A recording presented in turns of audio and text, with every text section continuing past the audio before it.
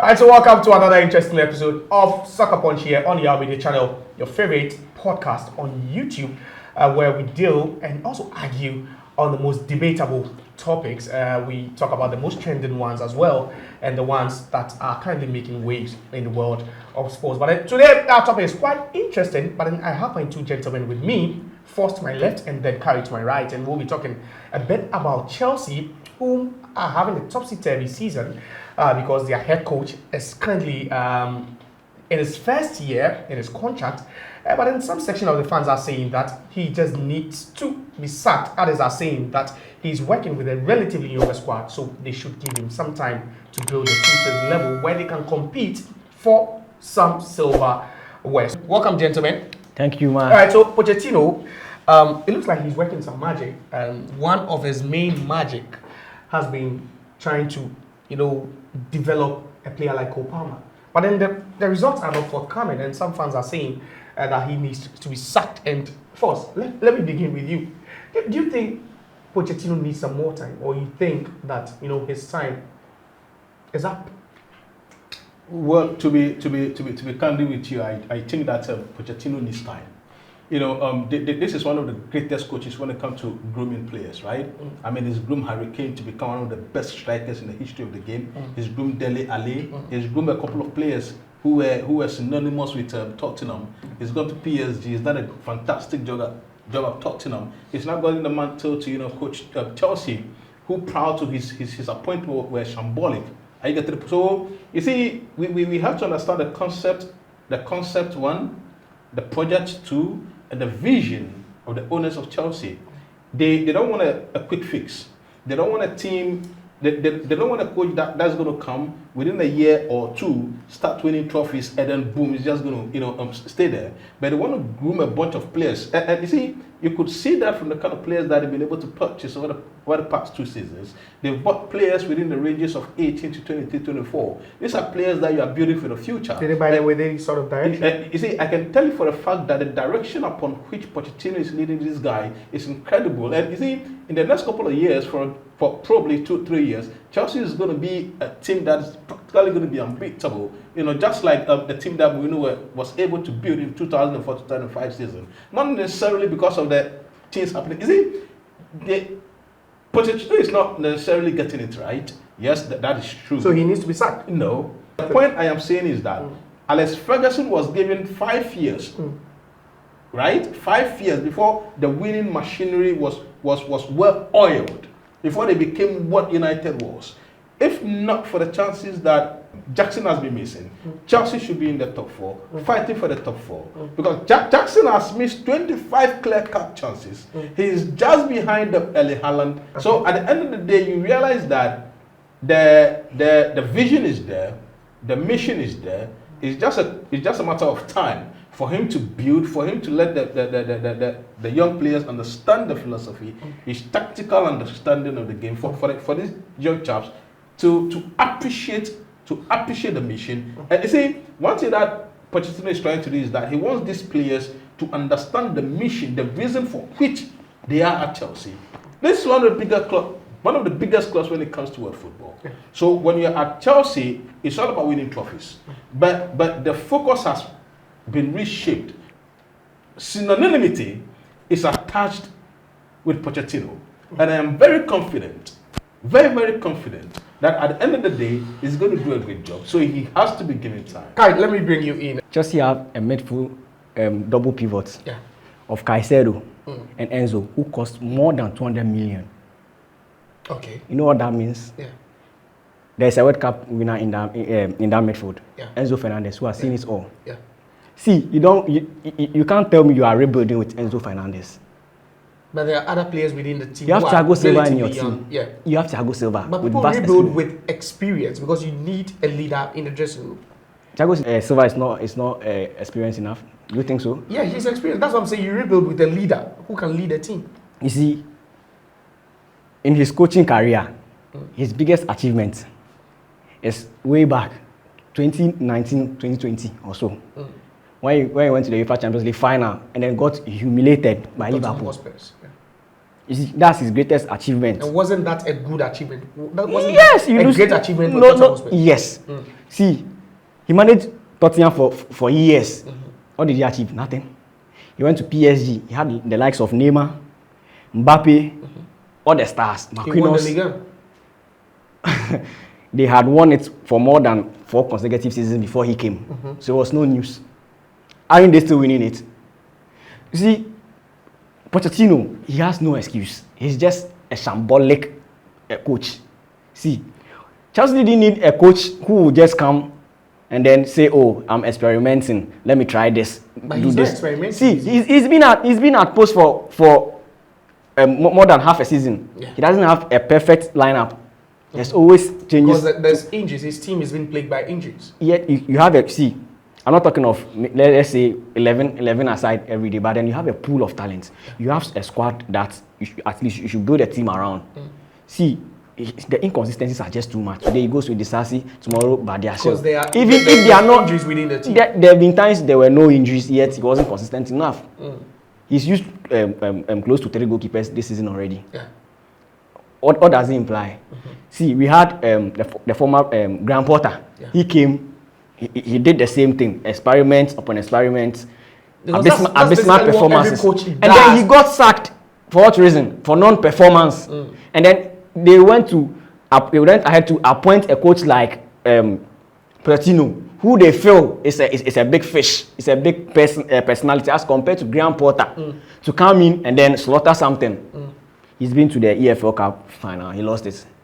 He just lost the FA Cup semi-final. When they played well, they played so well. No, nobody remembers that. Numbers speaks for itself. When the chance came for Chelsea to double up, then probably get a spot in the Champions League or European football next season, what happened? They drew to Brentford and then the likes. You see, that's not what Chelsea needs. First, let me finally bring you in, just 30 seconds. You know, just to buttress your point, you are saying that the likes of Sir Alex Ferguson and co, you know, were given some time to win something before it kick-started a golden era for them. But then with Chelsea, we all know their culture. It's not in their DNA, is it? It is not in the DNA of Chelsea under Roman Abramovich. I get to the point. To have a long-term project. But this is a new era. This is a new turnout. This is the new understanding of Todd Boehly that we are not going to go onto the tangent of what Abramovich did. We are recalibrating what has already been done. And you get to the point. Chelsea could go into the market and buy a player who is 27 years, who is a top-mode goal scorer. But they did not do that. They went to the market and then got a 22-year-old Jackson, who is a fantastic player by Ox standard. Not necessarily by scoring a lot of goals, because he's missed a couple of big chances. But at the end of the day, you are looking at a striker in the mode of a Didier Drogba, whom when given time... Does he give you that? Does he give you Didier Drogba vibes? You see, close. The mistake people are making is that Jackson is on 15 goals this season.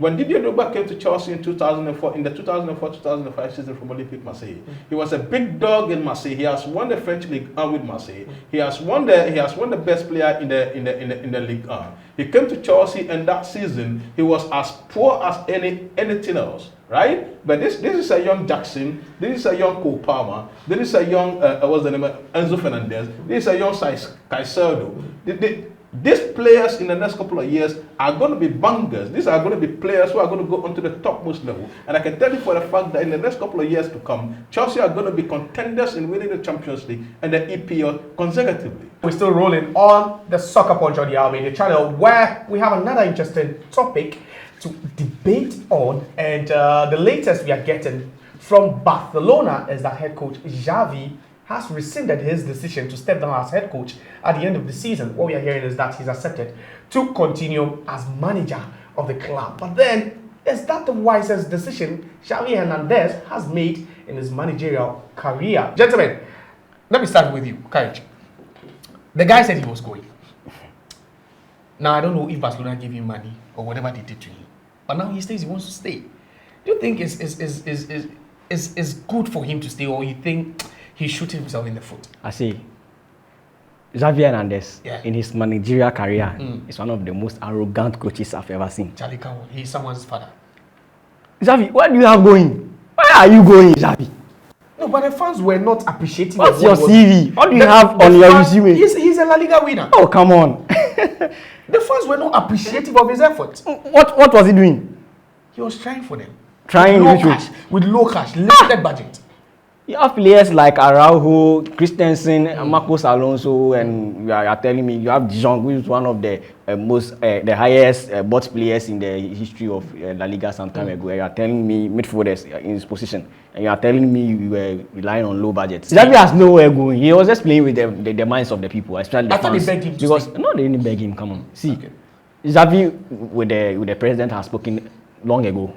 They knew this decision. See, it's just something to bring some sort of sympathy to his end. Okay. Xavi has nowhere going.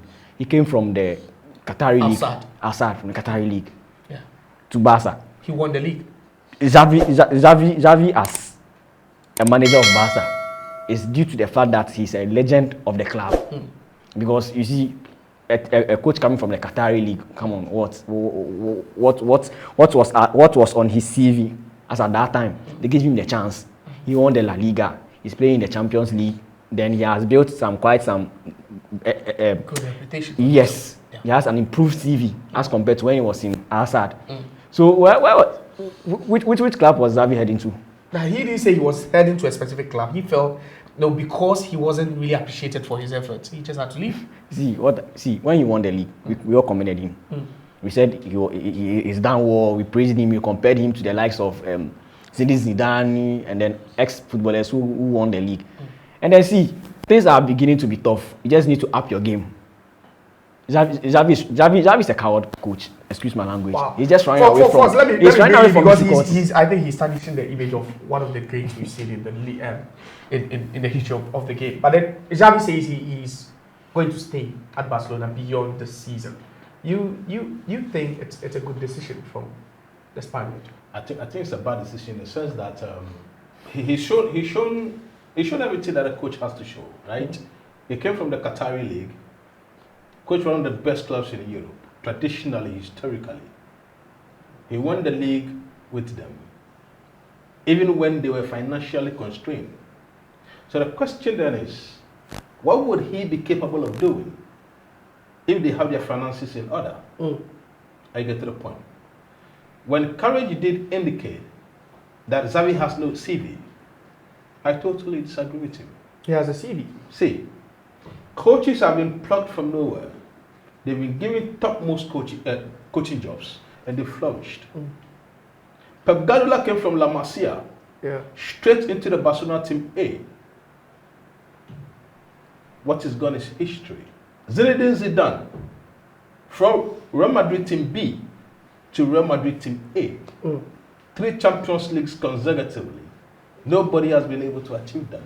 Mikel Arteta, as an assistant coach, won the Champions League.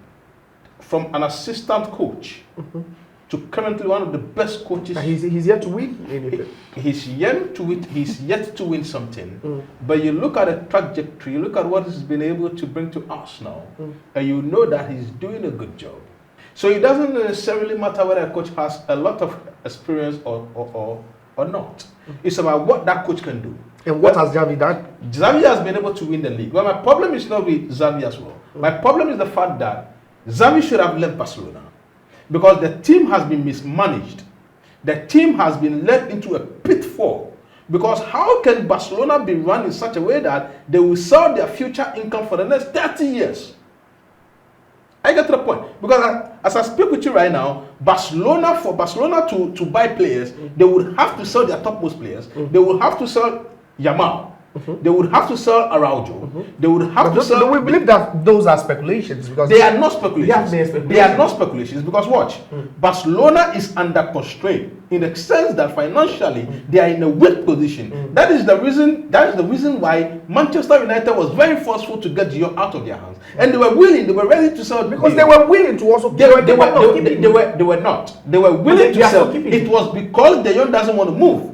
So that is the only reason upon which he stayed. They are still capable of keeping him. They are not capable of keeping him. All right, no. Let's come back to the point. The point then is that on what basis did Xavi renege on his decision to leave? That I cannot tell. I think that maybe the team. But I am saying is that Xavi staying for next season is going to be a failure.